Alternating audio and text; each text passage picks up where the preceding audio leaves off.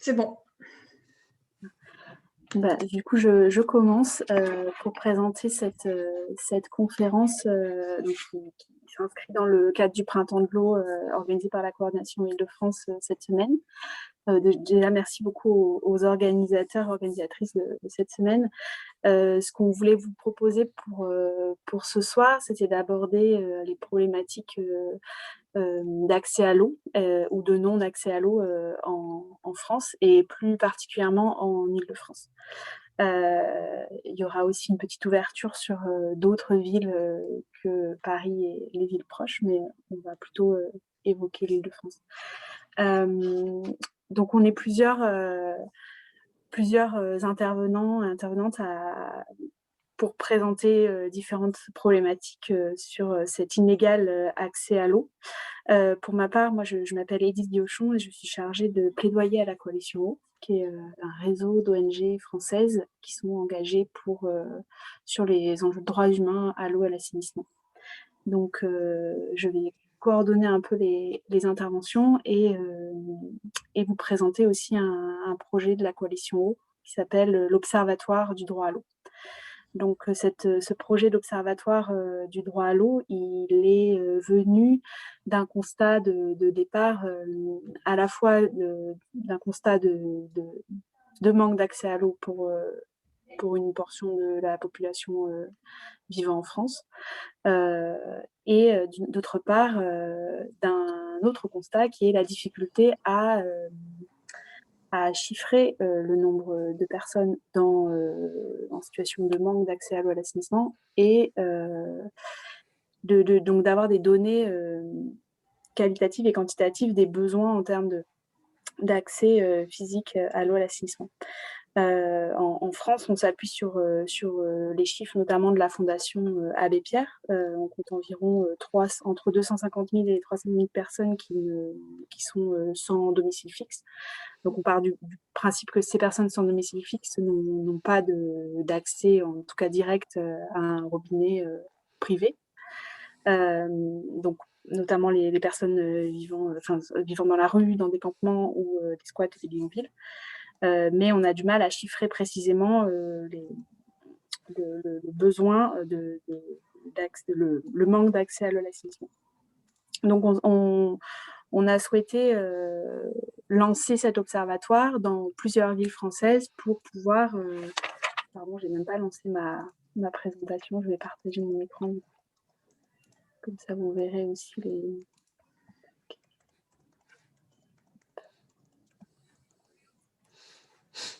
Voilà.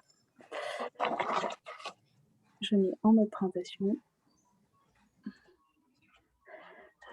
Donc cet observatoire, il a été lancé l'année dernière dans 5 villes françaises, Paris, Toulouse, Marseille, Montpellier, Bordeaux, dans cet objectif de pouvoir produire des données chiffrées et qualitatives sur des territoires spécifiques afin de pouvoir évaluer les besoins. Et du coup aussi pouvoir faire des recommandations au niveau local, des recommandations plus précises auprès des villes ou des intercommunalités, afin d'avancer sur ces enjeux de manque d'accès à l'eau et à l'assainissement.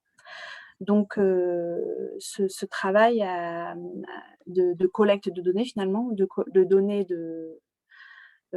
au sein des villes, mais aussi de solutions, donc à la fois sur les besoins, mais aussi les solutions qui pouvaient être proposées.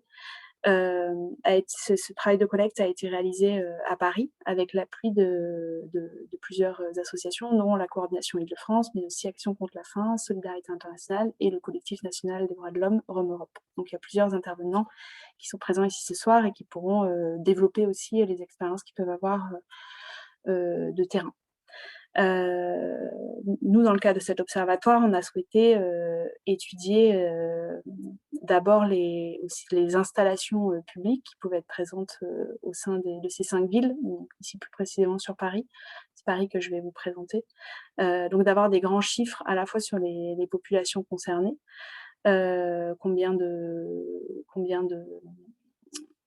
d'habitants déjà, combien d'habitants au sein de la ville, mais aussi combien de personnes sans abri, et éventuellement chiffrer aussi, arriver à déterminer s'il y a des zones d'habitat informel, non raccordées à l'eau et à l'assainissement. Donc d'avoir un peu un panel de chiffres, sur, les besoins, avoir un panel de chiffres aussi sur les installations existantes en termes de fontaines à eau, de toilettes et de douches publiques, et d'aborder aussi les problématiques qui font que, des populations ne parviennent pas à accéder, à des services d'eau et d'assainissement. Et donc de ces constats, on en tire, tout un tas de recommandations qu'on peut ensuite porter auprès des décideurs. Donc pour Paris, on a pu établir, les principales installations qui étaient proposées à Paris, sachant que Paris étant la capitale de la France, il y a énormément, par rapport à d'autres territoires, beaucoup d'installations publiques qui sont, réparties sur toute la ville. Ouais, on compte plus de 1 000 fontaines, 750 toilettes et 16 bains-douches qui proposent en réalité 500 douches. Donc c'est, en comparatif des autres villes qu'on a pu étudier, bien sûr, c'est, la ville qui propose le plus d'installations publiques.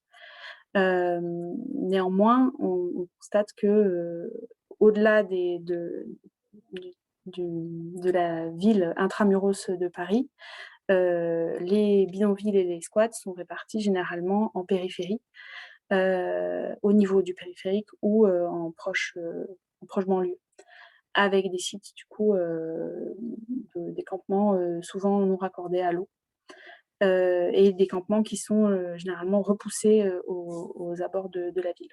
Donc ça crée aussi un flou, dans les responsabilités, publiques qui peuvent, choir aux différentes autorités entre, la ville de Paris, les villes proches, la préfecture.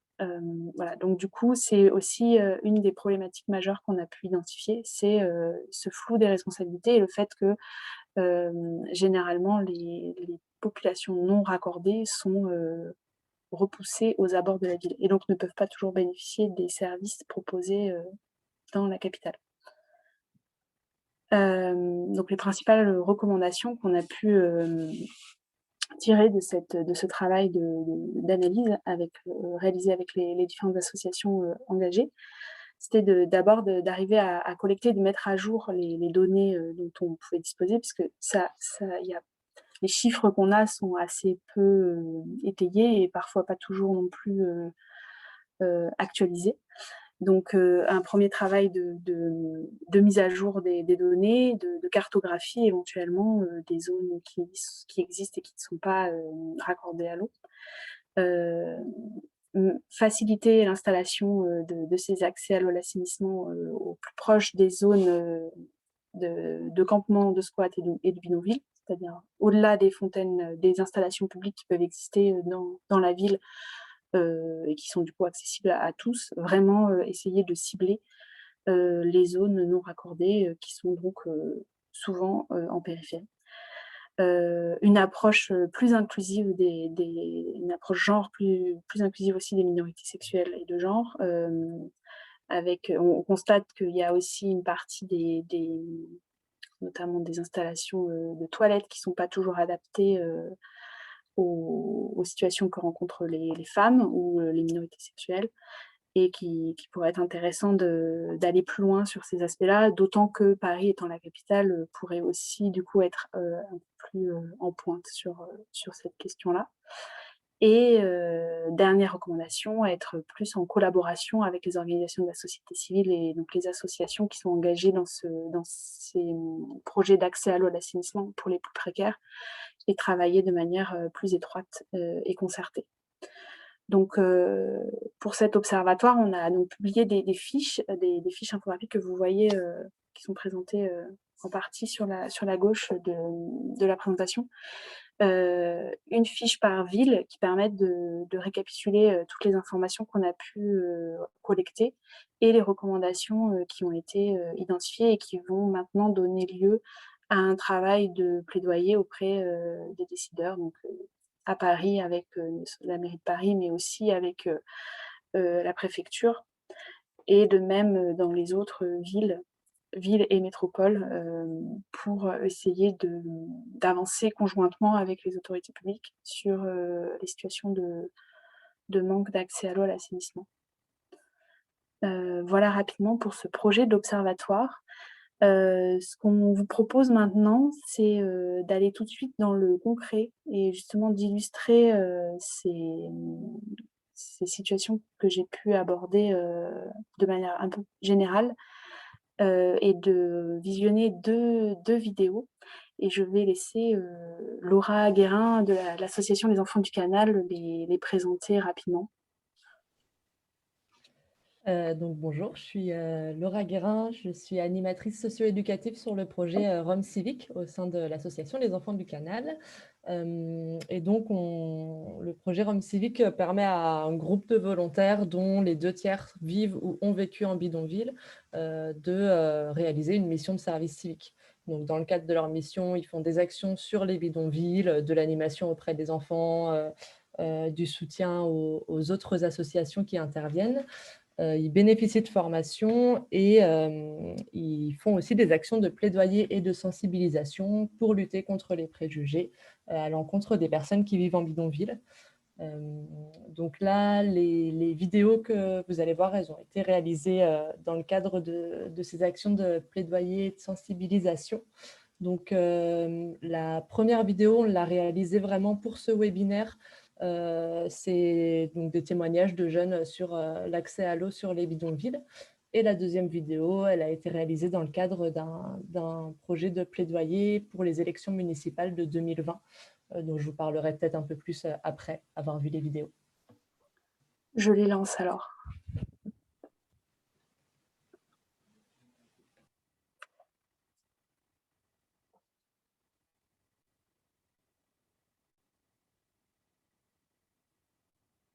Rome Civique, c'est un projet de l'association Les Enfants du Canal, formé d'une équipe de volontaires, bulgares, français, roumains ou gitans.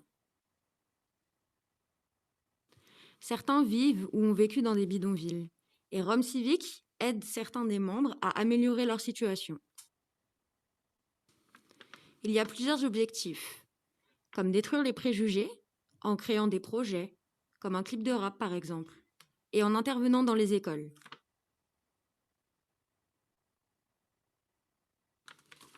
Aussi, apporter du soutien sur les places et dans la vie quotidienne des habitants, en les dirigeant vers des associations qui pourraient leur être nécessaires, et les accompagner dans leur démarche, comme un rendez-vous à la mairie par exemple.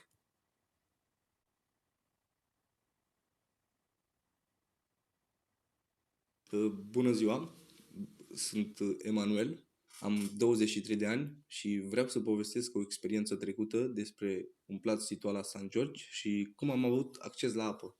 Am avut acces la apă prin un plac de moldoveni situat la vreo 100 sau 50 de metri de noi distanță, la un singur robinet și toată lumea folosea acest robinet. Cu cam 150 de persoane am folosit accesul la apă. Deci moldovenii la un moment dat ne-au zis că nu mai putem avea acces la apă, că suntem prea multe persoane și că primăria a amenajat acest plac pentru ei și inclusiv robinetul doar pentru ei și trebuie să ne găsim o altă soluție pentru a avea acces la apă și în felul următor toată lumea a decis să utilizeze apa din Senă, pentru că era chiar la 10 metri de pași de noi și a trebuit să fierbem apa ca să putem să ne spălăm și să ne spălăm hainele cu apa din Senă. Bonjour, je m'appelle Christian, il y en a 23 ans. En fait, j'ai habité à Port-de-la-Villette, en bidonville. Et il y avait un petit problème avec de l'eau, parce qu'il n'y a pas de l'eau. Beaucoup de personnes habitaient, 80 personnes là. Et y aller jusqu'à la Aubervilliers pour prendre de l'eau, c'est pas facile. Et il y avait un parc qui avait robinet normal, comme ça. Et c'était loin? 2-3 kilomètres, pas près. Je sais pas 100%, mais quelque chose de 2 kilomètres. Après le confinement, il a donné pour pas sortir de Bindoville, parce qu'il a mis pour tout le monde, pas maximum 1 kilomètre, je crois. Tu vois? Et mon amitié de la robinet, beaucoup douce, robinet pour 80 personnes et ça passait bien, très bien. Pentru mine ar fi ideal ca primăria să demenajeze mai multe rubinete, adică unul pentru 15-20 de persoane minim, ca să poată să fie mai simplu pentru fiecare să avea acces la apă și ar fi super să fie la o distanță de 200 de metri maxim, ca să nu fie prea greu pentru fiecare să care apa până pe plață. Donc qui est normal comme ça, qui habitait à Binoville pour ramener l'association, je crois, je sais pas qui, pour ramener à chaque bidonville pour ramener des robinets, parce que c'est normal ça. On fait, nous, il n'y a pas de maison, il n'y a pas rien du tout. Mais ça, de l'eau, parce que c'est très important ça. Fait qu'il avait, te fait manger, te fait tout ça. On a besoin, normalement, tous les jours, toutes les personnes ont besoin de l'eau.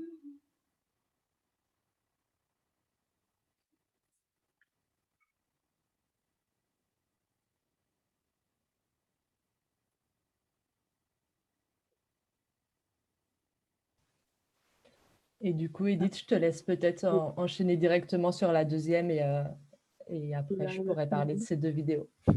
Oui, j'essaye de sortir de...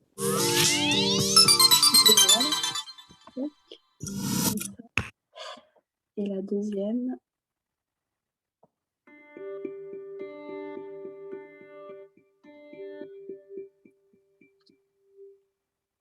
C'est la connexion.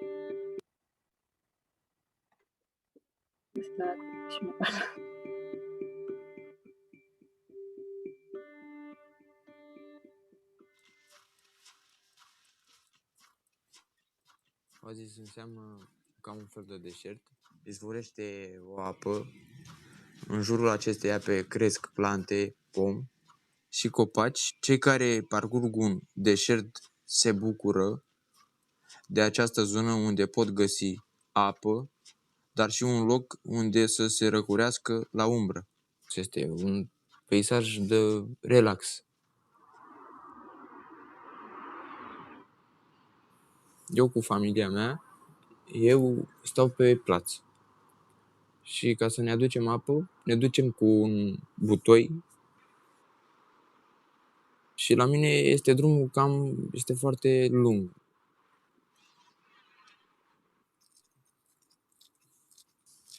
Fac cam 10 minute. 10 minute dus, întors, vreo 20 de minute. Avem o cheie de aia mai mare specială și cu acea cheie dăm drumul. Cu apa aia facem mâncare, oamenii spală haine, spală vase, ne spălăm la mașină, se spală oamenii.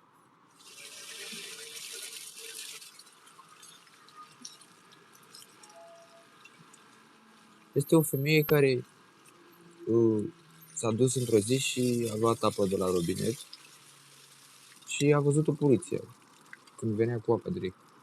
Și a luat-o direct la post. Că nu are voie să ia de la robinet apă, zice că e interzis, pentru că e de pompieri.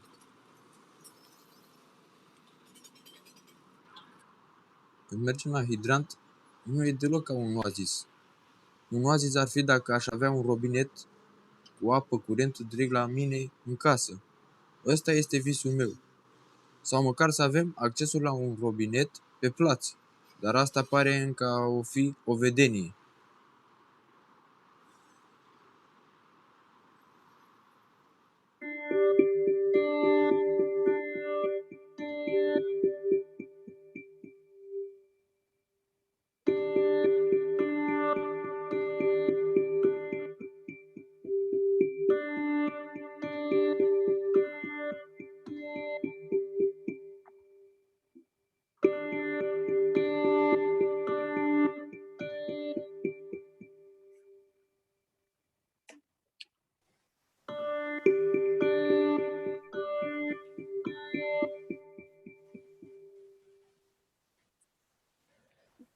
Voilà, donc la deuxième vidéo, elle a été faite dans le cadre d'un projet de plaidoyer qui a été porté par les volontaires entre octobre et mars 2020 dans le contexte des élections municipales. Et donc, dans ce cadre de ce projet de plaidoyer, les volontaires ont été formés déjà sur la question des élections municipales, la compréhension du rôle des maires et du rôle qu'ils pouvaient jouer sur l'amélioration du quotidien des habitants des bidonvilles. Et ensuite, ils ont réalisé des clips d'interpellation, dont celui-ci, et ils ont également pu rencontrer des candidats aux élections municipales dans plusieurs villes. Voilà. Et puis, peut-être juste, j'ai pas beaucoup de choses à rajouter sur la question de l'eau parce que je pense que les autres intervenants sont beaucoup plus calés que moi sur cette question. Mais je pense que quelque chose qui moi, m'a un peu interpellée quand on a réalisé la première vidéo de témoignage, c'est quand on a réfléchi avec eux aux revendications qu'ils pouvaient avoir et que donc la revendication, c'est d'avoir un robinet pour 15 à 20 personnes. Voilà, ils ne se projetaient pas sur un robinet pour une famille, c'était même pas imaginable. Donc je pense que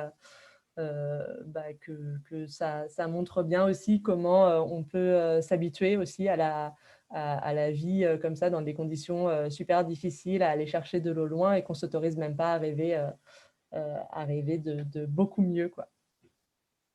Voilà. Merci beaucoup, Laura, pour la présentation de ces vidéos. Je trouve ça très intéressant de pouvoir aussi voir concrètement et d'entendre vraiment ces témoignages de ce que c'est justement de vivre, aller chercher de l'eau à 2 kilomètres. Et c'est vrai que cette idée d'avoir finalement un robinet, même proche, c'est déjà, ça semble déjà si peu pour, mais en même temps beaucoup plus que la situation actuelle. Et je trouve que ça fait une bonne transition aussi avec la partie suivante. Alors je ne sais pas si Julia, Frédéric et Mathilde sont présentes, mais ce sujet de l'accès à l'eau, il a pris un coup de projecteur fort l'année dernière. Alors en plus, la vidéo de l'Oasis, elle a été quand même réalisée en 2020 dans le cadre des élections municipales et c'était aussi le début de cette crise sanitaire qu'on traverse tous depuis un an. Et depuis un an, finalement, on voit aussi que la question de l'accès à l'eau est devenue quand même, elle était déjà urgente, mais elle est devenue tellement prégnante qu'il y a aussi des choses qui commencent à bouger dans certaines villes, avec une prise de conscience sans doute de l'enjeu. Et donc la partie suivante, on voulait justement faire aussi un focus sur les impacts de cette crise sanitaire en matière de droit à l'eau à l'assainissement, et de considération du droit à l'eau à l'assainissement par les acteurs publics. Donc c'est le sujet que vont nous présenter 3 étudiantes de la clinique de droit de Sciences Po Paris, qui sont en train de réaliser une étude sur les impacts de la crise sanitaire de la Covid-19 en termes de droit à l'eau et à l'assainissement. Donc, je vais peut-être arrêter le partage de mon écran et du coup laisser la place aux 3 présentatrices qui, si elles sont là, vont prendre la parole. Oui. Bienvenue à vous. Merci. Je peux partager mes slides. Ah oui, je pense que ça marche. Ok. Vous les voyez? Oui. Ok, parfait. Merci. Donc, bonjour à tous. Donc, comme l'a dit Edith, on est toutes les 3 étudiantes à Sciences Po et on réalise une étude en partenariat avec Coalition Eau et la clinique de droit de Sciences Po sur les impacts du Covid en termes de droit à l'eau et à l'assainissement pour les personnes les plus vulnérables, donc qui vivent en squat et en bidonville en France. Et dans ce contexte, on a décidé de faire 2 études de cas spécifiquement sur les villes de Toulouse et Marseille. Donc on étudie la pandémie de Covid-19, surtout depuis début 2020 et notamment sur le premier confinement, qui est là où il y a eu le plus de changements et de prise de conscience des autorités publiques. Donc avant de laisser rapidement la parole à Julia et Freddy, donc dans cette étude, on se concentre notamment sur quelle était la situation avant le confinement, quelle était la situation après, qu'est-ce qui a changé, quel type de prise de conscience a eu lieu, dans quel état d'esprit on était avant. On regarde notamment les rôles prépondérants des associations en la matière et les relations qu'elles ont avec les autorités publiques, qui sont au final très différentes selon les différentes villes, selon la majorité politique. Donc c'est aussi intéressant de voir qu'il y a eu des élections municipales au milieu de tout ça, notamment à Marseille, où on est passé d'une mairie à tendance de droite à une mairie de gauche et écologique. Et on voit que ça a eu un énorme impact sur les relations des acteurs et les réunions qu'ils ont eues. Donc on étudie tout ça, notamment l'aspect très concret de combien il y a de toilettes, combien il y a d'accès à l'eau, combien de personnes n'ont pas d'accès à l'eau, sur quel type de raccordement, quelles sont les solutions techniques qui ont été mises en place, parce que si une autorité publique dit qu'elle a mis en place un accès à l'eau, ça ne veut pas forcément dire qu'il y a un robinet loin de là, ça peut être juste que pendant le confinement, elle a distribué une seule fois des bouteilles d'eau. Donc, comme on est dans une clinique de droit, on s'est aussi focus sur les décisions de référé-liberté qu'il y a eu pendant le confinement et un peu après, puisqu'il y en a eu énormément de recours des associations, notamment sur la base de la dignité humaine. Donc on voit qu'il y a eu des décisions très très différentes de ces autorités, et on y reviendra un peu plus tard, mais on ne va pas non plus rentrer dans les détails du droit à l'eau, puisque je sais en plus que Lila a ensuite une présentation spécifiquement sur le juridique. Donc je vais laisser la parole à Freddy et Julia. Merci. Je vais continuer avec une brève comparaison entre les deux villes. Notre étude se calme, donc généralement il y a différentes formes de gestion de l'eau. Par exemple à Toulouse, c'est plutôt une compétence collective. Et dans les deux villes, il y a aussi les membres de l'Observatoire de droit à l'eau et l'assainissement, donc beaucoup de sources d'informations pour nous. Et aussi les 3 types d'acteurs pertinents dans le domaine judiciaire, domaine associatif, qui est un acteur clé pour nous, et aussi dans le domaine politique. Et en général, avant le Covid, il n'y avait pas vraiment une importance pour l'accès à l'eau et l'assainissement dans les squats et bidonvilles en perspective des acteurs politiques.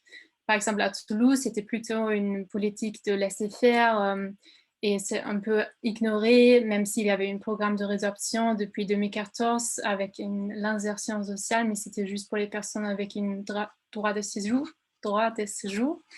Donc, un peu exclusif. Autrement, à Marseille, il y avait déjà un réseau associatif historique dont ils étaient aussi déjà très actifs avant le Covid, aussi dans les squats et bidonvilles. Et il y avait aussi un changement avec les élections qui était très important. Et si on comparait le service public en général, il y avait une toilette pour 7000 personnes à Toulouse et une toilette pour 57 000 personnes à Marseille. Et aussi, ces toilettes, ils ne fonctionnent pas toujours. Donc, avec le Covid, il y avait dans les deux villes aussi une fermeture de points d'accès à l'eau et l'assainissement à cause des protocoles sanitaires. Mais ils ont réouvert les services publics après quelques temps. Il y avait aussi en général une importance d'accorder un droit à l'eau et à l'assainissement juste à cause de la nécessité de laver les mains pour éviter, limiter la propagation de virus. Donc, il y avait plusieurs projets qui étaient mis en place et aussi des changements pour la concrétiser. Mais à la même temps, c'était plus symbolique, comme Mathilde a déjà dit, et c'était plutôt avec des idées ou des projets en court terme. Par exemple, à Toulouse, comme on sait, les élections ont pu changer, mais autrement, avec le Covid, il y avait une nouvelle dynamique. Et aussi, le référé liberté a joué une grande importance.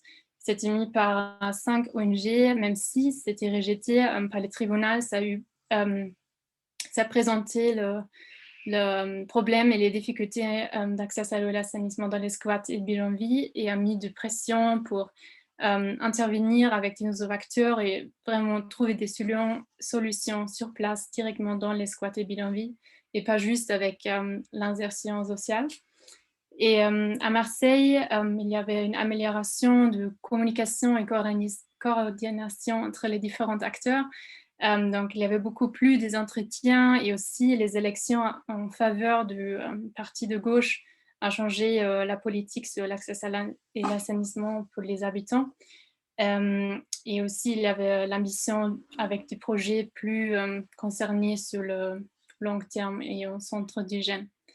Et je passe la parole à Julia. Un tout petit peu moi d'abord.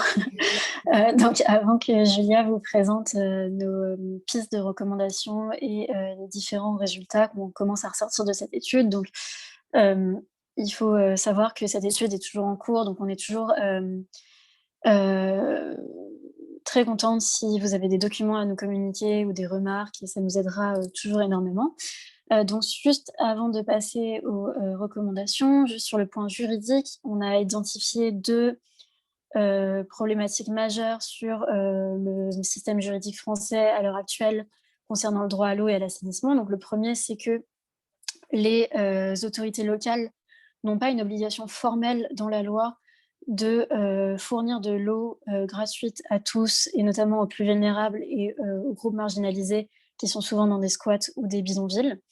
Donc ça, c'est le plus gros problème. Il y a eu une tentative de loi en 2013 qui n'a jamais passé le Sénat. Et le deuxième problème majeur, c'est qu'on n'a pas de standard établi de quantité d'eau par jour par personne ou de distance jusqu'à un poids d'eau qui permettrait à un juge de se baser de manière précise et claire sur une situation donnée et déterminer sur la situation, est-ce qu'il y a un accès à l'eau, est-ce qu'il n'y en a pas. Donc c'est ce qui a donné des décisions très différentes avec le référé de liberté de Toulouse dont a parlé Fritzi. Et on l'a vu dans la vidéo de la présentation juste avant nous avec la borne incendie. Donc à Toulouse, par exemple, un juge a jugé qu'une borne d'incendie à 600 mètres d'un bidonville était un point d'accès à l'eau suffisant, même si, comme l'a dit dans la vidéo la personne, les bornes à incendie sont illégales d'accès. Donc il y a une vraie contradiction dans cette décision. Et c'est basé sur le fait que les juges n'ont pas de standard clair sur lequel se baser. Donc voilà, donc je laisse la parole à Julia sur les autres résultats. Alors, du coup, comme ont dit Frédéric et Mathilde, le but de notre rapport est entre autres donc non seulement de mettre en avant la situation actuelle, mais aussi de mettre en avant un peu les leçons en fait qui peuvent être tirées de tout ce qui s'est passé. Et du coup, une première étape vers ces recommandations pour nous, c'était de mettre en avant justement les différents éléments qui ont attiré notre attention, qu'on a l'intention d'inclure dans le rapport, etc.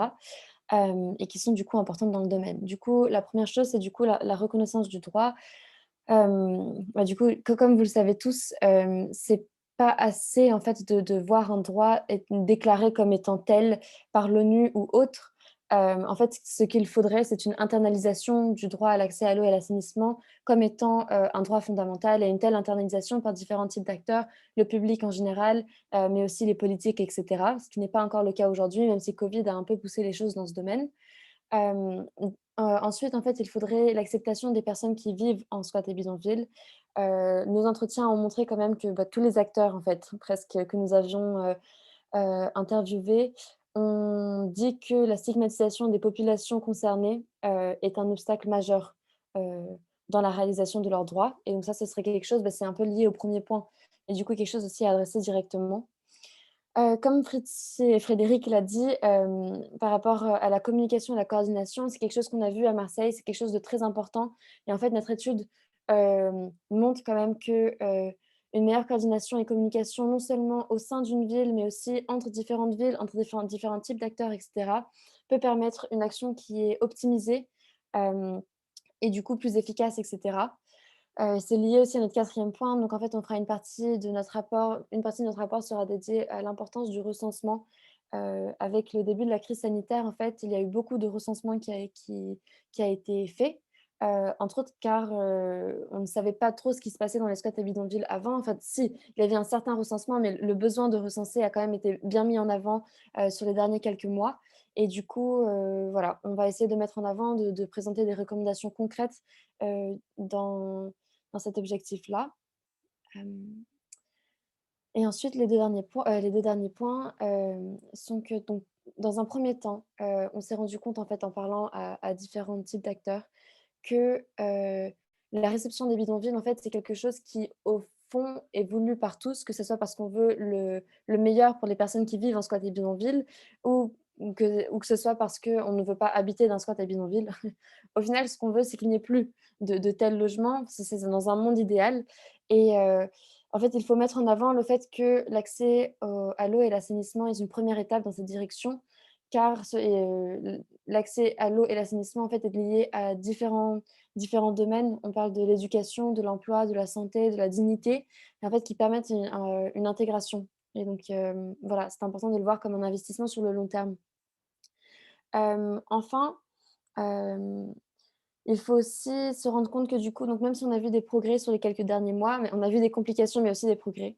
Et en fait, ce qui est important, en fait, ce qu'on voit, chez beaucoup d'associations, c'est un peu le doute de ce qui va arriver. On ne peut pas garantir une cristallisation des bonnes dynamiques et du progrès. Et du coup, c'est quelque chose à garder en tête il faut que la pandémie finisse bientôt ou pas, il faut que ce soit un sujet qui reste en fait, heu, sur le premier plan. Il faut que l'importance qui lui a été accordée sur les quelques derniers mois persiste en fait sur les mois et les années à venir aussi. Voilà, donc ça sera, ce seront les quelques buts en fait de notre rapport, pour vous donner une meilleure idée. Merci beaucoup pour cette présentation. Donc du coup, cette étude devrait, être voir le jour, d'ici la fin de l'année universitaire, plus ou moins, milieu d'année 2021. Donc elle sera diffusée aussi, au niveau du réseau de la coalition, donc on pourra vous la transmettre. Merci pour cette présentation. Je vous propose qu'on avance parce que, du coup, on a encore 2 intervenants, et intervenantes qui ont des informations complémentaires à tout ce qui a été abordé jusqu'à présent. Donc, on vous propose maintenant un focus plus, juridique sur les normes, et les dernières actualités justement, de décisions, de tribunaux administratifs qui ont pu, voir le jour, cette dernière année. Donc je laisse la parole à Lila Chérif du collectif Rome Europe.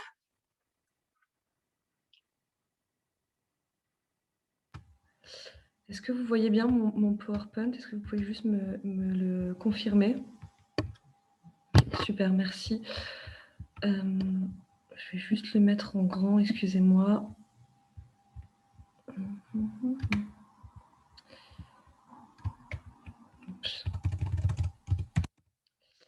Voilà, donc juste pour reprendre un peu déjà ce qui a été dit, donc Lila Chérif du CNDH Rome Europe, je suis juriste et chargée d'études au CNDH Rome Europe, qui est une association qui regroupe une cinquantaine de membres au niveau national, donc en France métropolitaine, qui interviennent sur des lieux de vie informels, donc que ce soit des bidonvilles et des squats majoritairement.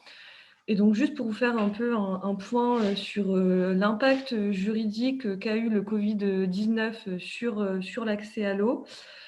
Et donc, en introduction, comme ça a déjà été dit, il faut quand même se rappeler qu'avant la crise sanitaire, on était à 77% des lieux de vie qui n'avaient pas du tout d'accès à l'eau. Pourquoi l'accès à l'eau était aussi important pendant cette crise sanitaire, c'est que déjà les habitants de bidonvilles vivent dans des conditions d'extrême précarité, donc ce qui fait que leur état de santé est généralement moins bon que celui de la population générale.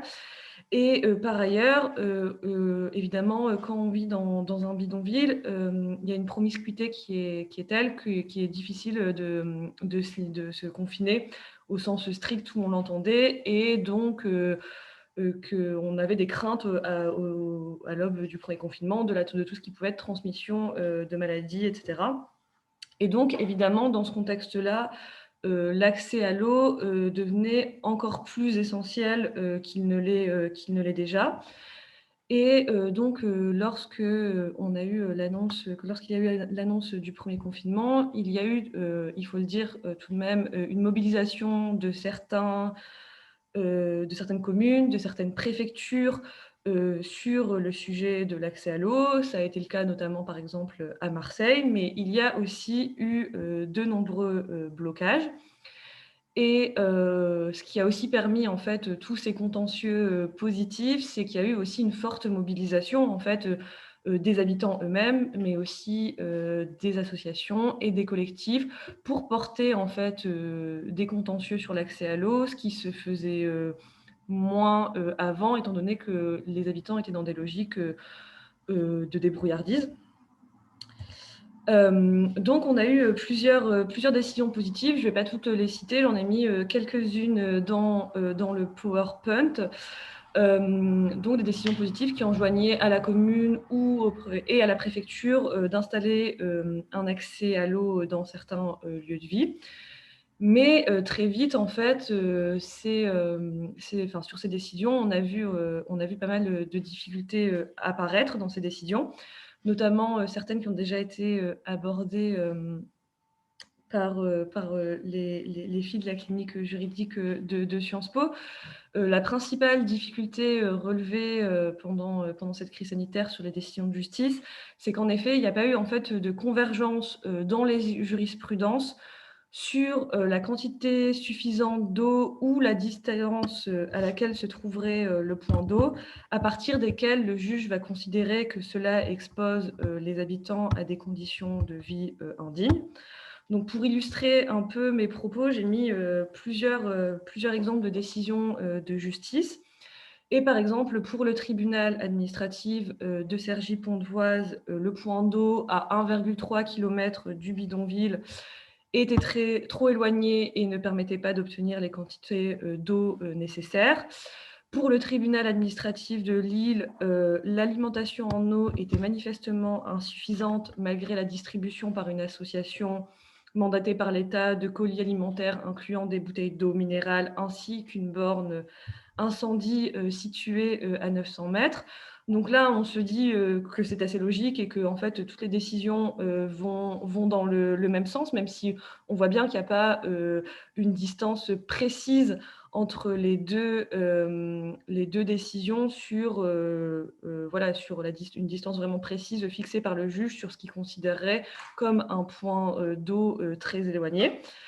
Et par contre, voilà, on a une décision qui a été notamment évoquée également par les filles de la clinique juridique de Sciences Po à Toulouse, qui considère que comme la totalité des campements illicites bénéficient d'un accès à l'eau potable selon des modalités diverses, dont l'accès à une borne incendie, et après qui répète que cet accès à l'eau est suffisant parce qu'il y a un accès à l'eau fût sous la forme d'un accès à une borne incendie potentiellement éloignée du campement où vivent les personnes. Donc là, on voit bien en fait que ça va totalement en contradiction avec les deux décisions plus haut. Et notamment, comme le rappelaient également les filles de la clinique juridique de Sciences Po, c'est assez étrange ce type de décision, étant donné qu'en effet, l'utilisation d'une borne incendie est un délit pénal qui est sanctionnable de 3 ans de prison et de X euros d'amende, mais qui semble, alors pourquoi ça m'a fait tout bugger, pardon, qui semble considéré comme un point d'eau suffisant pour le tribunal à Toulouse. Donc ça, c'est vraiment la première difficulté qu'on a relevée, c'est que voilà, il n'y a pas de les juges ne considèrent pas, selon le tribunal, de la même façon ce qui est constitutif d'une carence des pouvoirs publics et ce qui porterait une atteinte grave et manifestement illégale à la dignité des personnes. Comment on peut l'expliquer c'est que déjà, en fait, pour tous ces types de décisions, c'était des référés liberté.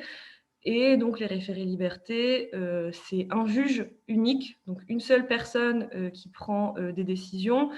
Et c'est toujours sur la base d'une atteinte grave et manifestement illégale à la dignité des personnes. Donc, on voit bien en fait que déjà, c'est difficile en fait pour un juge d'avoir une approche technique en fait sur ce qu'il considérait comme qu'est-ce qui est un point d'eau, un point d'accès à l'eau suffisant, qu'est-ce qui est une distance suffisante, et également à partir de quel moment cela porte atteinte à la dignité des personnes, ce qui est des concepts qui sont assez flous. Nous, ce qu'on a observé sur les différentes décisions de justice, c'est que lorsqu'il y avait en fait une aide en fait d'associations ou des diagnostics posés par des associations, que ce soit Médecins du Monde ou Solidarité Internationale par exemple, qui produisent en fait des notes techniques pour aider le juge à se prononcer en fait, pour lui dire en fait là ce n'est pas au standard international par exemple, etc. Ça peut aider et ça peut influer la décision juridique parce que c'est pas des choses que le tribunal a forcément en tête. La seconde difficulté qu'on a vraiment observée, c'est l'application des décisions. Notamment parce que, voilà, c'est pas malheureusement, les décisions de justice ne sont pas une solution, miracle, qui fait que dès qu'on a une décision de justice, on aurait, dans les 48 heures, comme le demande le juge, une installation, d'un point d'eau, ce qui est déjà, qui est déjà difficile d'un point de vue technique, mais aussi ce qui est difficile, d'un point de vue, volonté politique parfois, sur certaines communes. Et juste pour vous donner, quelques exemples, c'est 3 exemples, hein, il y en a malheureusement, beaucoup plus. À L'Haÿ-les-Roses, donc le tribunal administratif de Melun avait enjoint la commune et la préfecture à installer un point d'eau. Ça n'a jamais été fait. À Sucy-en-Brie, il y a bien un point d'eau qui a été installé ainsi que des toilettes, mais toutes les installations ont été retirées à la fin du premier état d'urgence sanitaire, donc le 10 juillet. À Villeneuve-d'Ascq, on a eu une installation d'une cuve qui a été installée dans le bidonville à la suite de la décision du tribunal administratif de Lille. Mais le remplissage de la cuve n'a jamais été régulier. Donc, on voit bien en fait qu'il y a une difficulté aussi d'application des décisions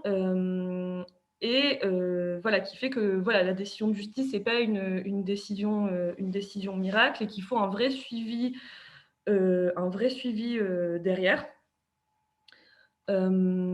Et ça pose aussi la question en fait de l'astreinte aussi. On a peu de décisions avec des astreintes, c'est-à-dire des décisions où le juge va faire payer en fait à la préfecture et à la commune une certaine somme s'ils ne respectent pas l'installation d'un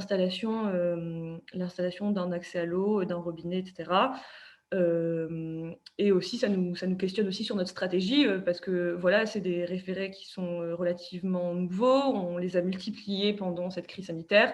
Et on avait par exemple des collectifs ou des habitants qui demandaient l'installation d'une cuve. Et on s'est rendu compte, avec l'expérience aussi, que ce n'était pas quelque chose qui fonctionnait, étant donné qu'on était déjà sur une ville récalcitrante. Donc, ça lui donnait l'opportunité de ne pas remplir la cuve dans ces cas-là. La troisième difficulté, qui n'est pas liée aux décisions de justice, mais qui est une difficulté qu'on a observée aussi souvent, c'est-à-dire que même quand on a eu des bonnes décisions de justice et qu'on a eu une installation effective d'un point d'eau, et ben on a eu des expulsions à la suite de cette installation.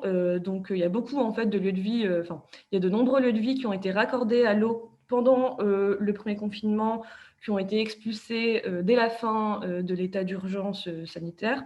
Donc dès le 10 juillet, entre le 10 juillet, je pense, et le début de la trêve hivernale en novembre, les communes se sont aussi dépêchées, entre guillemets, d'expulser pas mal de lieux de vie. Et donc, en fait, ça vient détruire en fait, tout le travail que les habitants, les associations, les collectifs et même en fait, les pouvoirs publics ont entrepris. Et ça vient aussi engendrer une lassitude, que ce soit pour les habitants ou pour les associations, de se relancer dans un contentieux sur un autre terrain pour que celui-ci soit également expulsé. Donc voilà, donc ça c'est vraiment une difficulté principale. Surtout, alors désolée, j'ai perdu ce que je voulais dire, mais voilà, donc c'était une difficulté qu'on a relevée sur ce sujet.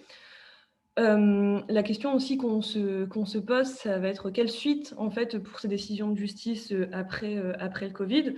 Donc la possibilité d'utiliser un référé liberté sera évidemment toujours possible après la crise sanitaire, hein, c'est pas ça qu'on questionne, mais c'est surtout que en fait dans certaines décisions de justice qu'on a eues, on a eu plusieurs fois dans la motivation des juges l'évocation en fait du Covid comme circonstance particulière.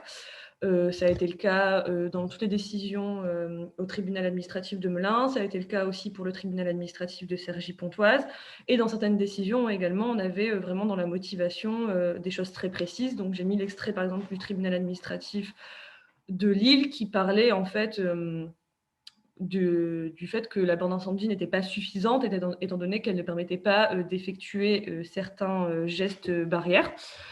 Donc, on se demande aussi comment les juges est-ce que les juges vont être plus récalcitrants à enjoindre les communes et les préfectures sur l'accès à l'eau après la crise sanitaire? Voilà, quelle influence ça va avoir très concrètement?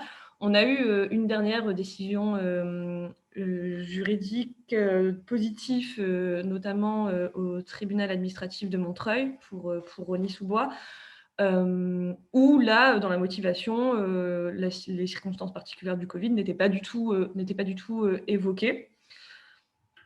Donc voilà, c'était un court résumé de toutes les décisions juridiques et de toutes les difficultés aussi que ça pose et les questions que cela pose pour la suite. Et je vais laisser Cédric prendre la parole sur le volet opérationnel.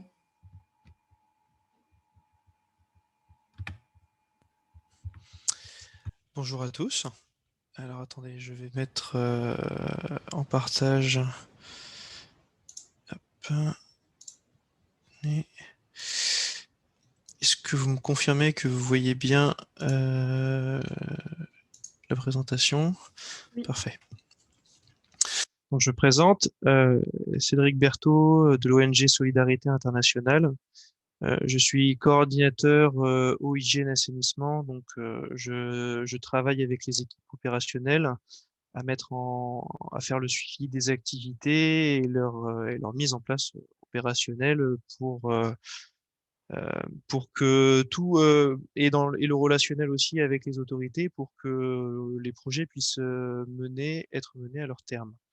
Alors là, je vais vous faire un petit récapitulatif de ce qu'a fait la Mission France, donc qui travaille sur la problématique de l'accès à l'eau et l'hygiène et l'assainissement pour les sites les plus précaires, donc majoritairement la question des squats et bidonvilles. Je vais vous faire un focus sur ce qu'on a fait en Île-de-France, parce que on intervient dans plusieurs métropoles maintenant. On a eu l'occasion de se développer. On a commencé par l'Île-de-France, mais on intervient aussi à Nantes, à Toulouse. On a commencé à intervenir à Lille et on intervient directement où on est en discussion sur le Nord littoral avec le contexte migrant et à Bordeaux. Donc très rapidement, nous on travaille sur comme j'ai dit, le contexte précaire pour l'eau, hygiène et assainissement. Donc on est très technicien sur ces questions très précises parce que c'est, on va dire, un peu l'ADN de notre ONG qui historiquement travaille que à l'international et qui a commencé suite à la crise de la Covid à intervenir en France. Donc d'abord en région parisienne et ensuite sur d'autres territoires parce que évidemment le besoin était partout. Donc sur la question de l'eau, donc c'est évidemment favoriser l'accès à l'eau dans ces endroits où justement, comme on l'a vu avec toutes les présentations, il est très difficile. L'hygiène avec la distribution de kits qui favorise justement l'hygiène personnelle de chacun, avec notamment du kit pour du lavage de mains, donc des jerrycans équipés de robinets, des savons, vu qu'on était dans un contexte avec la nécessité de plus se protéger, des masques. Et ensuite, donc après, sur la question de l'assainissement, c'est favoriser là aussi l'accès à des toilettes et à des douches et de favoriser l'assainissement des sites en faisant un plaidoyer pour tout ce qui est gestion des déchets, mais aussi quand on est toujours sur des sites où le terrain est pas forcément géré, organisé, traité comme pourrait l'être une voirie en béton, donc aussi travailler sur le drainage de ces sites. Donc on travaille d'abord avec les différents acteurs qui peuvent être les pouvoirs publics et aussi beaucoup les associations qui ont été très présentes et qui nous ont beaucoup aidés dans ce travail sur une identification des sites et des besoins des personnes sur ces sites. Ça passe par notamment des diagnostics qui amènent à des priorisations. Suite à ça, on travaille avec les différentes autorités pour justement faire valoir ses droits et en tant que opérateur technicien, on va essayer justement de montrer aux services techniques des différentes villes, des différentes métropoles, ce qu'il est possible de faire parce que c'est des situations qui n'ont pas l'habitude de gérer parce que les services techniques ont l'habitude d'une gestion de voirie standard avec des réseaux enterrés pour des particuliers, mais pas du tout pour des dessertes temporaires, parce que je reviendrai là-dessus, mais c'est ce qu'on fait beaucoup. Et après, donc voilà, notre intervention, elle est justement sur ces différents aspects. Après avoir eu l'assentiment de ces autorités, pour mettre en place des dessertes en eau, pour mettre en place des installations d'assainissement et pour faire des distributions. Et après, suite à ça, on fait régulièrement des bilans avec eux pour justement faire valoir notre retour d'expérience et pouvoir aller plus loin. Donc ce travail, voilà, on l'a commencé avec différents partenaires qui ont été la Fondation Véolia et Médecins du Monde qu'on connaît bien parce qu'on travaille avec eux à l'international. Et on a commencé à travailler dans le 93 parce que c'était un territoire justement comme on avait été un peu appelé par Médecins du Monde. C'est un territoire qu'ils connaissent très bien parce que c'est là-bas qu'ils ont leur CASO. Et donc la région nord de Paris où se trouve la Seine-Saint-Denis est un territoire où se trouve une grande quantité de sites précaires et donc avec un besoin très fort.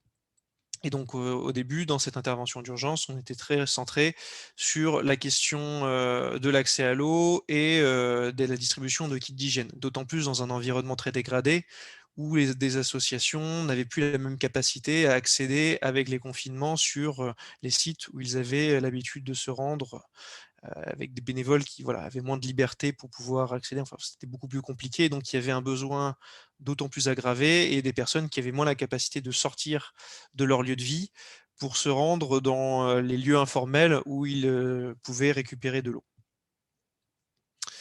Donc, comme je vous l'ai dit, ce sont des dessertes aériennes. Donc, en gros, il s'agit de robinets qui sont mis à disposition de tous dans les sites et branchés sur le réseau d'eau. Donc, c'est de l'eau potable qui est mise à disposition avec une desserte d'adduction d'eau gravitaire, elle aussi, qui permet, d'une qualité qui permet justement cette potabilité. Et voilà, l'idée étant de répondre aux besoins d'accès à l'eau des habitants pour tous les usages, donc la boisson, l'hygiène avec le lavage des mains et du corps, la cuisine, le nettoyage, pour justement permettre à ces gens de mener une vie plus décente malgré un environnement très dégradé. Et c'est quelque chose qui est aidé aussi via les distributions, notamment centrées sur l'hygiène. Alors maintenant, je vais vous faire en image un exemple de ce qui a été fait. Alors attendez, je vais basculer sur... Hop.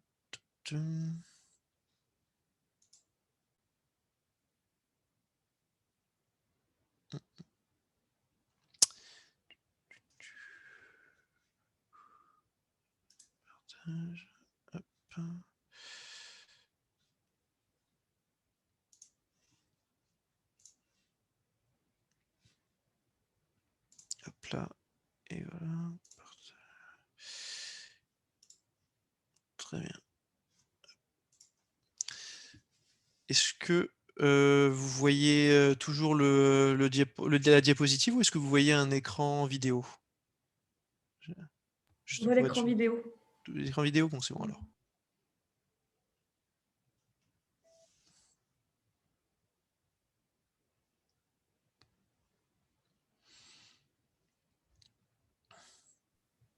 On n'a pas le son par contre. Ah, ça par contre. Normalement, tu peux. Il y a une option quelque part où tu peux partager ton son. Alors, je ne sais plus où c'est exactement. Mais... Dans tes options de partage, tu peux partager le son. Alors, je regarde ça. Attendez.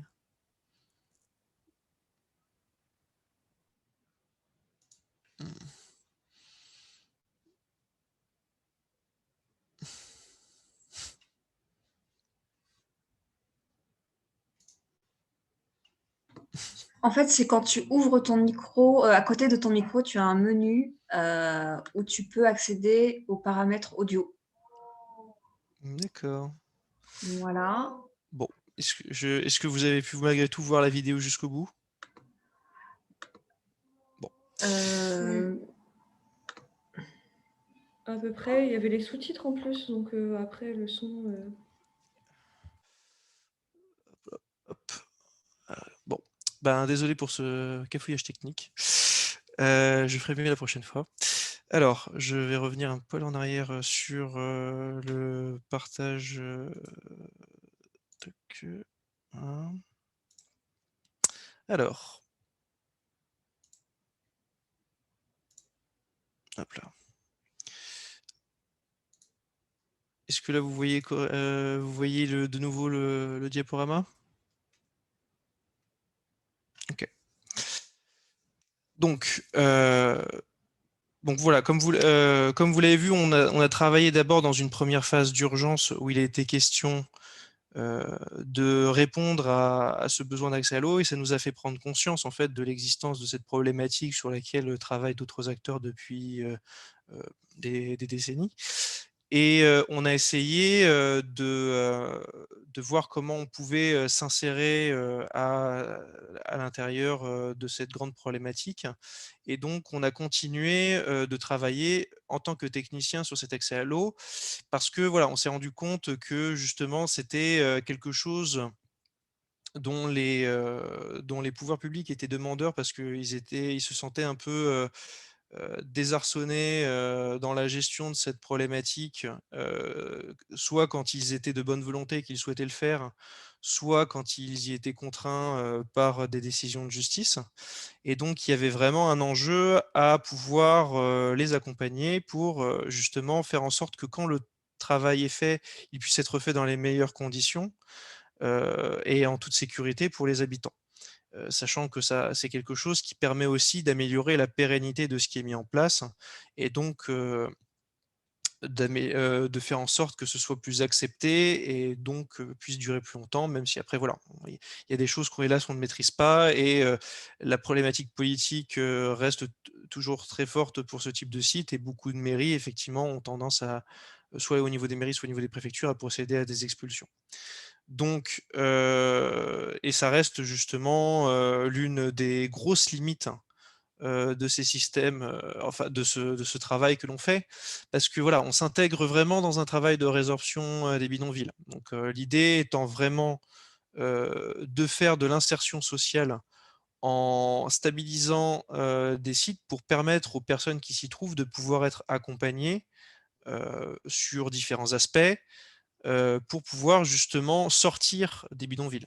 Et donc nous, on y travaille très modestement sur cette question d'accès à ces besoins-là. Mais évidemment, ce travail ne peut pas se faire dans des bonnes conditions si on est dans un environnement où les expulsions sont à répétition, et ça pour plein de raisons différentes. Donc déjà forcément, ben, ça oblige c'est on est en train de suivre les habitants pour justement essayer dans les nouveaux endroits où ils se trouvent, à leur mettre de nouveau en place, des infrastructures. C'est quelque chose qui est coûteux. En plus de ça, quand on a des villes de bonne volonté qui essaient de travailler sur la question, et qu'à côté de ça, on a des villes qui, elles, sont beaucoup plus, récalcitrantes sur ces questions, Hem, donc on a des phénomènes ou de concentration, d'habitants sur des sites qui rendent beaucoup plus compliqué, la mise en place de solutions techniques, parce que forcément ça rend le site encore plus précaire. On a ensuite, et voilà, forcément, plus ces sites sont précaires, plus ça nous empêche en fait de faire des travaux pilotes justement, et d'aller plus loin que simplement mettre de l'eau, parce que forcément, quand on va vers des problématiques qui touchent à l'intimité des gens, comme l'assainissement avec les douches et les toilettes, il y a un travail beaucoup plus important qui est à faire, de suivi des personnes, de médiation, ce qu'on appelle un peu l'ingénierie sociale. Mais ce travail d'accompagnement pour des personnes qui vivent dans des endroits avec des voisins qui n'ont pas choisi, avec des fortes tensions entre personnes, avec sans aucune idée de quel est leur lendemain, donc des personnes qui sont très difficiles en fait à mobiliser parce que ils ont d'autres choses à penser que réfléchir à l'amélioration du site dans lequel ils vivent. Voilà, on a des gros problèmes pour travailler sur là-dessus dans ces conditions, et c'est quelque chose qu'on essaye de faire valoir et que toutes les associations qui travaillent sur cette question font depuis très longtemps. On sent que dans les discussions qu'on a avec certains acteurs, il y a maintenant une prise de conscience que c'est quelque chose de complexe et qui est plus complexe que simplement de le gérer par une évacuation. C'est quelque chose qui se voit peut-être moins en Île-de-France où justement se passent les choses que je vous ai un peu présentées parce que justement on a cette gestion régionale qui est beaucoup plus complexe que dans d'autres territoires où la métropole a un pouvoir relativement important et a des compétences sur justement ces questions de l'hygiène, de l'assainissement.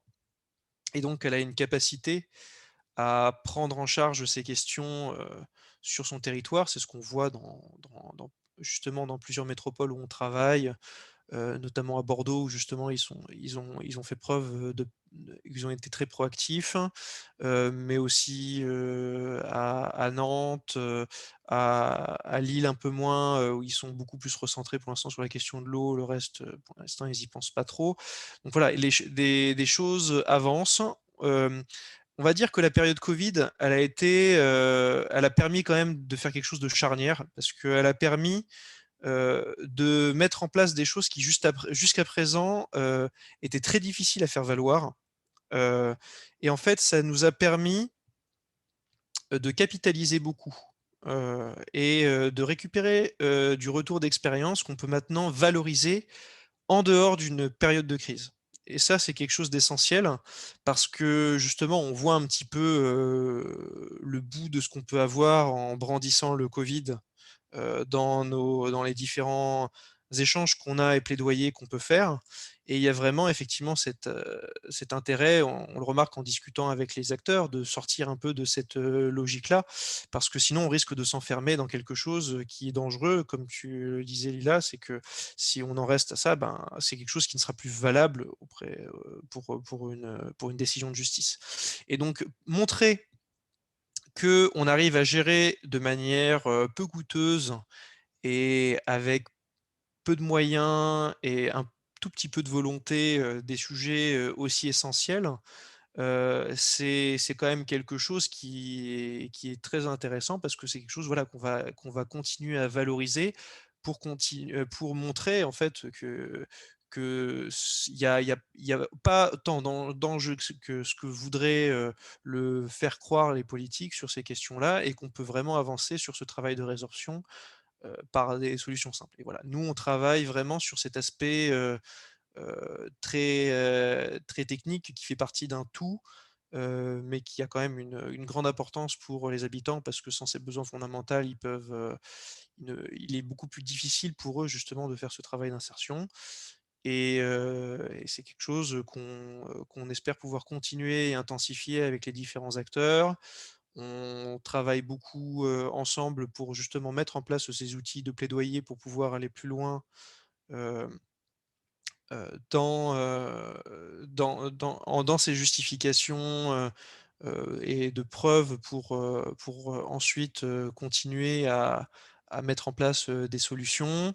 Et c'est quelque chose qui prend du temps. On sent qu'il y a encore du côté des préfectures une certaine méfiance et méconnaissance, de la question de la résorption et qu'ils sont dans une vision très police. Mais voilà, il y a des choses qui bougent et maintenant on se rend compte en fait que la problématique principale, elle est même plus tant au niveau des préfectures, à part quelques-unes qui sont vraiment très dures, mais vraiment plus au niveau des mairies, en fait, qui elles, justement, sont dans un sens en première ligne et qui, en termes de rapport de force, se retrouvent un peu dans une se victimisent, hem à moitié à raison, parce qu'il y a aussi une grande problématique de décentralisation et de gestion, budgétaire, qui n'est pas du tout claire et des responsabilités qui sont là aussi très diluées et qu'il y aurait vraiment une coordination générale à avoir sur cette question-là qui n'est pas encore opérante.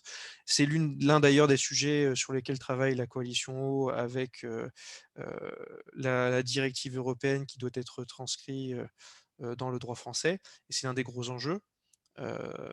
Donc là-dessus, je laisserai peut-être revenir parce qu'elle connaît ça beaucoup mieux que moi. Mais voilà, en tout cas, c'est des choses sur lesquelles on travaille. On voit quand même une évolution et Covid a eu au moins le mérite d'être un levier que maintenant on essaye de valoriser au maximum pour pouvoir avancer sur cette vieille question. Voilà, je vous remercie. Merci beaucoup Cédric pour cette présentation. Du coup, peut-être juste pour clore un peu tout ce qui a été présenté et effectivement peut-être parler des perspectives et de comment les acteurs associatifs se saisissent à la fois de la problématique juridique et opérationnelle.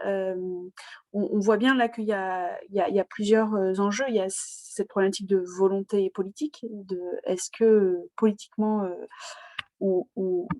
les villes et les préfectures se lancent dans une action de mise en place de solutions techniques qui existent, puisqu'aujourd'hui, on a tout un tas on voit bien avec la présentation de Cédric qu'opérationnellement, c'est possible et qu'il y a des opérateurs qui savent faire. Donc, il y a cet enjeu de volonté politique, il y a cet enjeu aussi de clarté des responsabilités et de différents échelons, en fait, des acteurs qui ont un rôle à jouer dans la décision. Et aussi un enjeu assez fort de standard, enfin en tout cas d'un référentiel commun qui permet de qualifier qu'est-ce qu'on considère comme étant un accès à l'eau et à l'assainissement qui soit acceptable. Et aujourd'hui en France, on voit bien dans les décisions qu'a présentées Lila qu'on n'a pas ce référentiel commun. Et c'est quelque chose sur lequel nous, on souhaite travailler et pousser pour obtenir des critères ou en tout cas une base commune sur laquelle on peut travailler. Donc on voit là cette année, en tout cas après la crise sanitaire, mais 2021 s'annonce aussi avec des opportunités, donc des fenêtres d'opportunités pour pouvoir pousser ces différents sujets. Il y a une révision d'une directive européenne sur l'eau potable qui a été votée en décembre et qui doit désormais être transposée en droit français dans les 2 années qui viennent. Et un article concerne l'accès à l'eau des populations vulnérables. Donc on espère, en tout cas on va travailler conjointement avec certains services ministériels sur des recommandations pour une transposition qu'on souhaiterait la plus ambitieuse possible sur cet aspect de l'accès à l'eau des plus vulnérables. Et le sujet prend quand même de l'ampleur, politiquement en tout cas. Il y a plusieurs initiatives politiques actuellement sur les questions d'accès à l'eau et de droit à l'eau, notamment une proposition de loi qui a été déposée au Sénat et qui devrait être examinée en avril et qui concerne la question du droit à l'eau, à la fois la gratuité des premiers mètres cubes d'eau et aussi la question des installations publiques d'eau et d'assainissement dans les villes. Donc voilà, on voit qu'il y a aussi des fenêtres pour nous pour essayer de pousser quelque chose et d'avoir des perspectives pour la suite. Voilà un peu pour conclure sur cette conférence. Peut-être qu'on peut ouvrir à quelques questions. Il est un petit peu tard, mais on a encore quelques minutes pour échanger.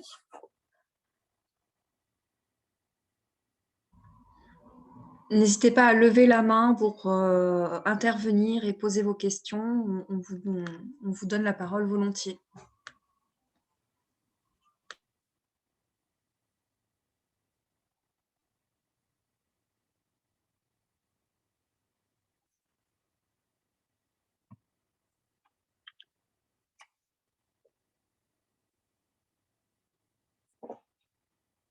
Il y a eu trop d'interventions.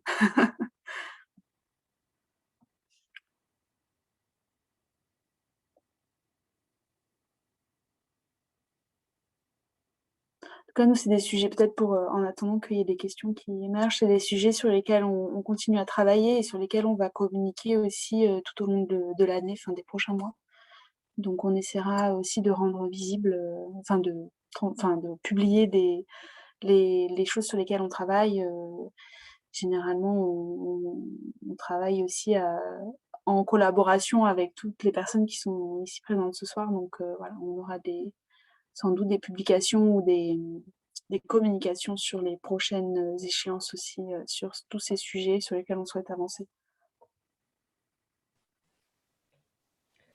Bah, j'en profite aussi un peu pour faire de la promo en avance, parce qu'avec les volontaires, on a commencé à travailler sur la question de l'eau pour ce webinaire, ce qui les a vachement intéressés. Donc là, on se lance sur un podcast sur l'eau. Donc on a commencé ça cette semaine. Donc je pense que d'ici un mois, on le publiera sur les réseaux sociaux pour approfondir un petit peu sur cette question. Et comment il s'appellera, ce podcast? C'est pas encore. D'accord, c'est en cours de... Ouais. Super. On surveillera. En tout cas, je vous remercie beaucoup pour vos interventions très intéressantes. Je pense qu'on aurait beaucoup à gagner de trouver des maires qui s'engagent pour appuyer justement vos propositions ministérielles. Et voilà, donc je pense qu'il y a peut-être une recherche à faire pour convaincre des maires de s'engager avec vous et de voir comment une application exemplaire peut être faite sur leur territoire. Il y a eu des expériences positives quand même dans tout ça. Enfin, il y a en tout cas aujourd'hui des maires qui souhaitent s'engager. Il y a eu, Cédric, peut-être je te laisse présenter le guide, la capitalisation qui a été publié par Solidarité et qui retrace un peu cette année d'intervention avec quelques retours d'expérience assez positifs dans certaines villes. Oui. Alors, au niveau de la capitalisation, donc avec un certain nombre de partenaires et d'ONG qui travaillent sur cette question de l'eau. Donc on n'était pas du tout tout seul, hein, il y avait beaucoup de monde. On a essayé justement de mettre en place quelque chose pour pallier au manque justement dont on s'est rendu compte lors de nos interventions. Pas forcément de proposer un cadre légal, mais en tout cas d'essayer d'homogénéiser justement une manière de travailler sur ces questions-là.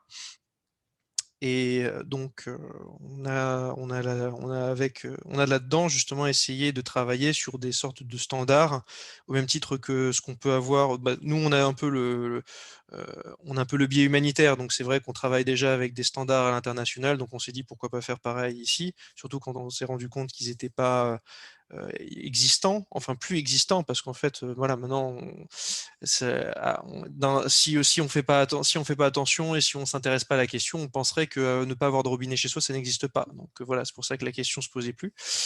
Donc voilà, on a essayé de réfléchir à cette question-là et de voir, de trouver un équilibre justement à qu'est-ce qu'on pouvait essayer d'avoir de raisonnable pour répondre aux besoins de ces personnes. Et sans justement s'arrêter à des standards humanitaires qui n'étaient pas forcément valables dans ces conditions. Et donc on a essayé de retracer en fonction de nous ce qu'on avait pu faire, comment on avait pu travailler avec différentes villes, d'essayer d'ouvrir un peu la voie en expliquant pour faciliter aux autres qui voudraient faire ce même travail, comment procéder pour justement mettre en place des services d'eau et d'assainissement pour des populations, avec tout ce qui est gestion de projet, démarche auprès des différents acteurs, comment se répartissent les compétences, qu'est-ce qui est possible techniquement de faire, qu'est-ce qui est juridiquement possible de faire, enfin voilà, tous ces différents aspects pour pouvoir faire ce travail-là. Et donc voilà, nous, au cours de cette année d'intervention, on a quand même eu on a dit que le problème était municipal, mais quand il y a une volonté politique, il est clairement aussi la solution. Et on a eu beaucoup des villes quand même qui se sont investies de la question. On peut par exemple citer Saint-Denis, où bon, le démarrage a été un peu difficile en mars dernier, mais qui après a quand même joué le jeu et avec qui on a pu travailler en bonne intelligence avec les services techniques. On a la ville de Stein, pareil, où les débuts ont été difficiles parce que voilà, à chaque fois, c'est pas des choses qu'ils connaissent bien, mais après, voilà, il y avait des élus ou des responsables de la municipalité qui venaient visiter, qui regardaient, qui s'intéressaient à la question. Donc, on a pu discuter de ça avec eux. Voilà, tout n'est pas encore parfait. Il y a encore beaucoup de choses qui sont difficiles de faire valoir, mais voilà, ils sont intéressés, ils sont preneurs. Justement, c'est eux qui nous ont posé la question de solutions pour aller plus loin, notamment sur l'assainissement, parce que la seule solution qu'ils connaissaient et qu'ils voyaient, c'était des solutions type toilettes chimiques qui sont pas forcément, qui ne sont pas adaptées et qui en plus leur coûtent très cher. Donc voilà, on sent qu'il y a des quelques bonnes volontés, mais qui ont besoin d'être accompagnées. Donc c'est ce qu'on s'est efforcé de faire. Ça, c'est pour l'Île-de-France, mais après, voilà, sur d'autres territoires, Bordeaux a été proactif, comme je vous l'avais dit, et on a pu arriver dans un endroit où beaucoup de sites avaient été reliés à l'eau, même si c'était insuffisant. Mais voilà, il y avait eu un travail de fait avec le délégataire en charge de la gestion de l'eau potable pour la métropole. Une ville sur la question des réfugiés, enfin réfugiés, des migrants, parce ils ont hélas pas tous le statut de réfugiés. La ville de Grande-Synthe aussi est une ville qui est très investie sur la question et qui essaye un peu contre la préfecture de faire des choses. Donc, on a eu l'occasion de beaucoup discuter avec eux pour justement voir ce qui était possible de faire. Ils étaient très intéressés par ce que l'on pouvait leur apporter. Et on a eu des discussions aussi très intéressantes justement sur comment faire en sorte de leur rendre plus accessible l'accès à l'eau, notamment avec des tarifs préférentiels qui peuvent exister, des tarifs sociaux. C'est quelque chose qui a été plutôt couronné de succès parce que, ils ont pu récupérer, une quantité substantielle d'argent et c'est quelque chose qu'on va justement essayer de porter, et de faire valoir sur d'autres territoires parce qu'il y a vraiment, clairement un enjeu aussi là-dessus. Enfin voilà, il y a des bonnes volontés, il y a beaucoup de mécompréhensions et d'idées reçues. Tout ça, on essaye justement de travailler en termes de communication pour le déconstruire avec l'ensemble des acteurs. Et on pense, que justement, en profitant de ce tournant, on va réussir, on va continuer de développer un peu, ce qu'on va réussir à faire, dans ces bidonvilles, en travaillant aussi sur la sémantique et en faisant valoir qu'il ne s'agit absolument pas de pérennisation, mais qu'il s'agit simplement d'un accès temporaire à des besoins, qui sont de toute façon, fondamentaux et qui sont des droits, en attendant que des décisions, plus au niveau administratif et juridique soient prises, mais qui ne doivent en aucun cas prendre en otage, l'accès ou non à ces types de services. Voilà, très, très, très succinctement. Merci pour cette réponse complète. Il y a un commentaire sur le live Facebook. Alors, le commentaire dit: «L'eau est devenue aussi chère que l'électricité dans mon village. Denrée rare, je veux bien, mais il y a parfois de l'abus». Alors, c'est marrant comme commentaire parce que là, la personne parle du prix de l'eau comme si elle protégeait, le prix protégeait la ressource. Parfois, c'est mal compris par, un grand nombre d'usagers, alors que nous, bon, notre combat, va vers une diminution du coût de l'eau et aussi une protection de la ressource. Est-ce que vous avez des commentaires à faire là-dessus, notamment sur le droit d'accès à l'eau pour tous, d'une manière gratuite? Voilà, peut-être vous avez des réactions par rapport à ça?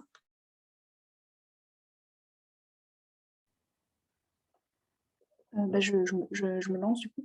Non, bah, effectivement, il y a la distinction. Bah, là, bon, déjà, nous, le sujet là qu'on avait souhaité aborder, c'était surtout sur les personnes qui étaient pas raccordées du tout.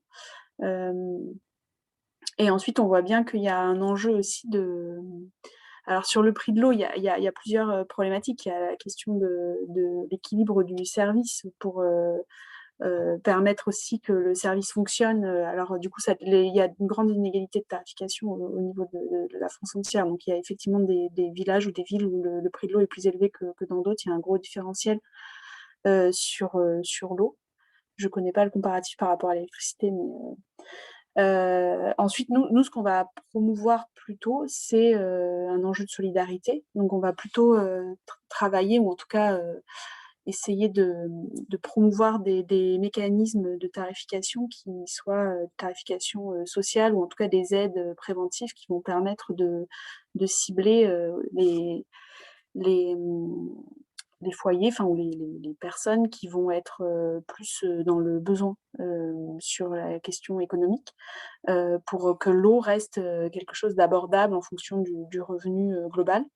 Mais on peut prendre le sujet, on peut prendre le sujet de manière différente. Il y a plusieurs tarifications qui peuvent exister, la tarification sociale, la tarification progressive aussi, en fonction de la consommation. On peut aussi imaginer effectivement les premiers mètres cubes d'eau gratuite. Alors, il faut définir aussi ce qu'on appelle premier mètre cube, quelle quantité de litres d'eau on met à disposition gratuite de tout le monde, considérant que l'eau est un droit, il y a le droit à l'eau et du coup une quantité accessible à tous pour les besoins vitaux, ou en tout cas nécessaires concernant l'eau.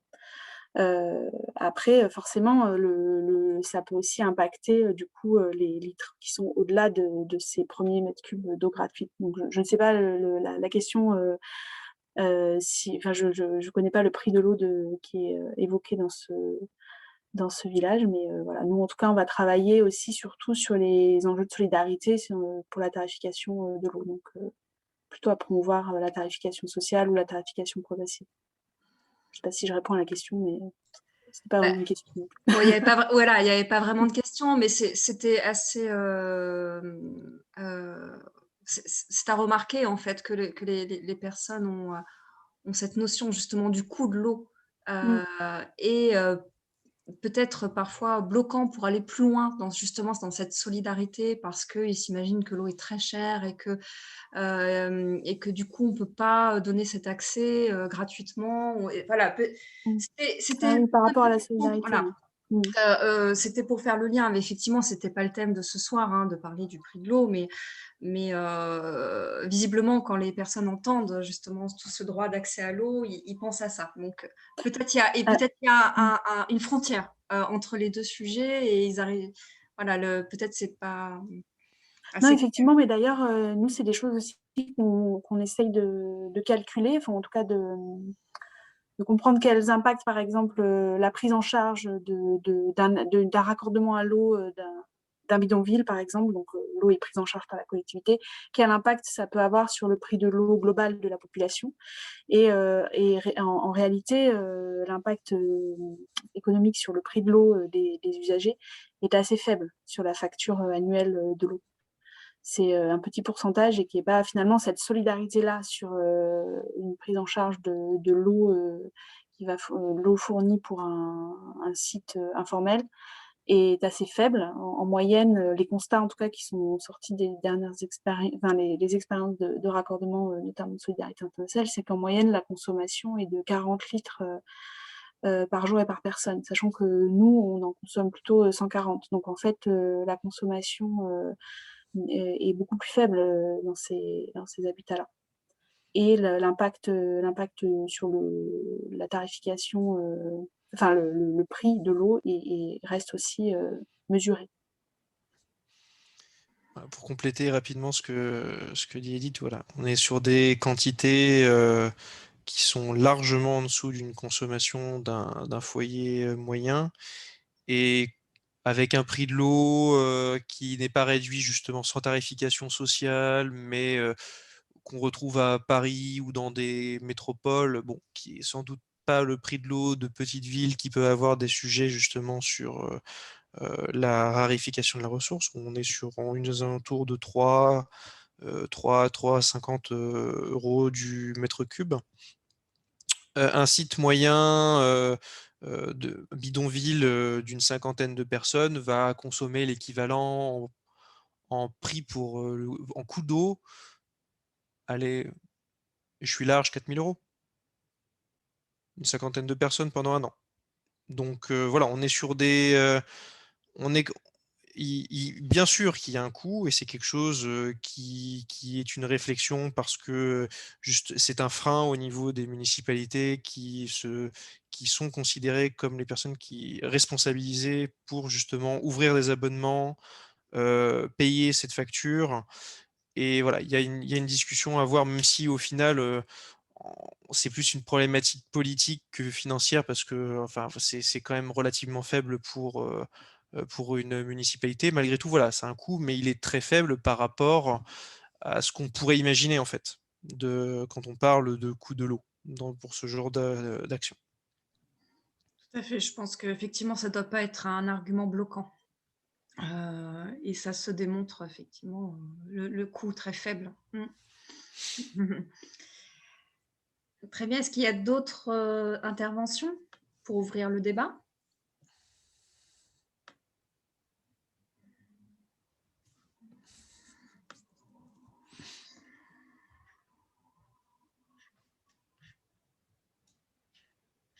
Non, bah écoutez, je vous propose de clôturer du coup.